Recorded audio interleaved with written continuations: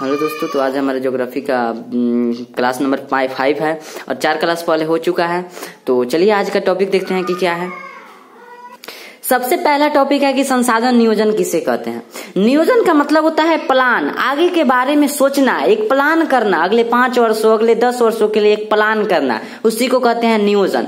तो वही कहता है, इसका उत्तर दिया है कि संसाधनों का विवेकपूर्ण कहने का अर्थ है कि अपने दिमाग से, अपने ज्ञान से, अपने बुद्धि से किसका उपयोग करना, संसाधन का उपयोग करना संसाधन नियोजन कहलाता है। ऐसा नहीं कि देखिए, जैसे में ऐसा नहीं कि जल है और हम मतलब जरूरत से ज्यादा जल का उपयोग मत करें। ऐसा नहीं कि हम चल रहे हैं रास्ते में और पानी पी लिए नल से और वैसा ही उसका जो टोटी होता है उसको खोलकर हम छोड़ दिए। ऐसा ये तो कोई बात नहीं हुआ। इसलिए संसाधन का उपयोग कीजिए, अच्छे से उपयोग कीजिए। ऐसा नहीं कि छोड़ दिए। किसी भी चीज का एक जरूरत के रूप में आपको जितना जरूरत है उतना उपयोग कीजिए, उससे अधिक नहीं तो उसके लिए आपको आगे बहुत ज्यादा दिक्कत का सामना करना पड़ेगा। इसलिए कहता है, इसका उत्तर क्या दिया है। सबसे पहला क्वेश्चन है कि संसाधन नियोजन किसे कहते हैं। तो संसाधनों का विवेकपूर्ण उपयोग करना, विवेकपूर्ण का मतलब बुद्धि से उपयोग करना क्या कहलाएगा, संसाधन नियोजन कहलाएगा। नियोजन का अर्थ क्या समझा है हमने, प्लान, एक अगले 5 वर्षों 10 वर्षों के लिए प्लान। जैसे में हमने लिखा है जल, पेड़ पौधों को भी अधिक कटाई हो रहा है, इसलिए हरे पेड़ पौधों को काटना अभी तो मना है। इसलिए किसी भी चीज को जरूरत के रूप में उपयोग कीजिए, जितना जरूरत है उतना ही। बल्ब, अब ऐसा नहीं कि बल्ब को हम छोड़ दिए दिन रात जल रहा है, ये गलत बात है ना। तो इसलिए जितना हो सके उतना कम से कम हम उपयोग करेंगे तो अच्छा रहेगा। ठीक है, तो चलिए अगला देखते हैं। अगला कहता है संसाधन संरक्षण किसे कहते हैं। मतलब दोनों लगभग एक ही है, थोड़ा सा इधर उधर। आप देखिए, संरक्षण का मतलब तो बचाव होता है, तो यहाँ पर भी बचाव का बात कर रहा है, जैसे संसाधनों का नियोजन। तो नियोजन मतलब एक प्लान करके और विवेकपूर्ण बुद्धि से उपयोग करें। एक प्लान करें कि अगले 5 वर्षों के लिए क्या क्या होगा, और अपने ज्ञान से उपयोग मतलब दिमाग से, बुद्धि से उपयोग करना संसाधन संरक्षण कहलाता है। यहाँ पर भी जैसे में देखिए जल, पेड़ पौधे, बल्ब इत्यादि, मतलब दोनों मिलाकर कहीं ना कहीं यही बात कर रहा है कि आपको संसाधन को बचाना है। अगर संसाधन को नहीं बचाइएगा तो आगे बहुत बड़ा मतलब आगे आने वाली पीढ़ी का सामना करना पड़ेगा। ठीक है, बहुत ज्यादा सामना करना पड़ेगा।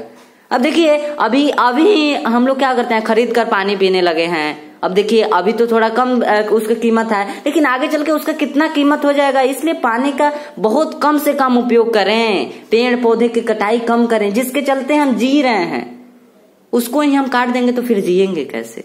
ठीक है, तो किसी भी चीज के एक जरूरत के रूप में उपयोग कीजिए, बस यही इसमें बताया गया है कि संसाधन का संरक्षण, संसाधन का बचाव कीजिए। ठीक है, रास्ते में चल रहे हैं, यदि कहीं नल का टोटी खुला हुआ है तो उसे बंद कर दे। ठीक है, चलिए अगला देखते हैं। अगला है कि कुछ महत्वपूर्ण तथ्य दिया गया है। जैसे महात्मा गांधी ने कहा था कि हमारे पास पेट भरने के लिए बहुत कुछ है, लेकिन पेट ही भरने के लिए नहीं। बहुत लोग ऐसा है कि केवल अपने बारे में सोच रहे हैं। अब देखिए, महात्मा गांधी यहाँ पर कहना ही चाहते हैं कि हमारे देश में संसाधन का कमी नहीं है। खाने के लिए सब कोई खा सकता है, लेकिन पेट ही भरने के लिए नहीं है। क्योंकि यहाँ पर क्या है कि सब कोई अपने अपने में लगा हुआ है। जैसे कि जिसको पेट भर जा रहा है वो पेटी भरने के लिए सोचने लग जा रहा है कि अब हम पेटी भर रहे, इसके लिए पेटी भरने के लिए वो क्या कर रहा है कि संसाधनों का बहुत ज्यादा दोहन करना है, अति से ज्यादा मतलब जरूरत से ज्यादा दोहन करके वो उपयोग कर रहा है और वह बक्सा में रख रहा है। ठीक है, तो यही इनका कहना था कि महात्मा गांधी का कहना था कि हमारे पास पेट भरने के लिए बहुत कुछ है, लेकिन पेटी भरने के लिए नहीं है सभी लोगों को। ठीक है, अगला कहता है मेघा पाटेकर का संबंध नर्मदा बचाओ आंदोलन से है। नर्मदा बचाओ मतलब नर्मदा नदी पर जब बांध बनाया जा रहा था तो मेघा पाटेकर ने उसका विरोध किए थे, इसलिए मेघा पाटेकर का संबंध किससे है, नर्मदा बचाओ आंदोलन से है। इसके बारे में डिटेल आगे चर्चा होगा, मतलब दूसरे चैप्टर में। ठीक है, इसके आगे वाला चैप्टर में लिखा हुआ है। ठीक है, अगला है कि सुंदरलाल बहुगुणा का संबंध चिपको आंदोलन से है। ये भी उसी चैप्टर में जानना है, आगे वाले चैप्टर में। तो सुंदरलाल बहुगुणा का संबंध किससे है, चिपको आंदोलन से है। ठीक है, इसी टाइप से क्वेश्चन पूछता है कि नर्मदा बचाओ आंदोलन का संबंध किससे था, तो मेघा पाटेकर का। सुंदरलाल बहुगुणा का संबंध किससे था, तो चिपको आंदोलन से था। ठीक है, चलिए आगे देखते हैं।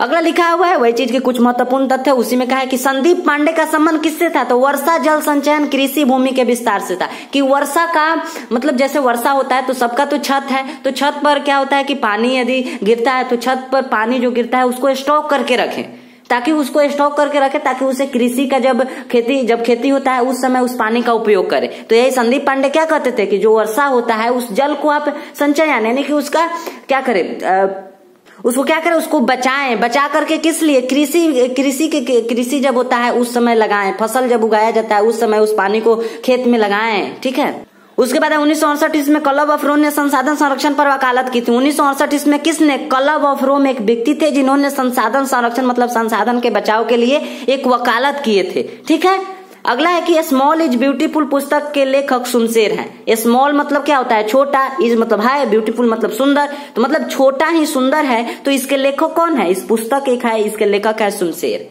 ठीक है। तो आज के लिए इतना ही, मिलते हैं कल की क्लास में।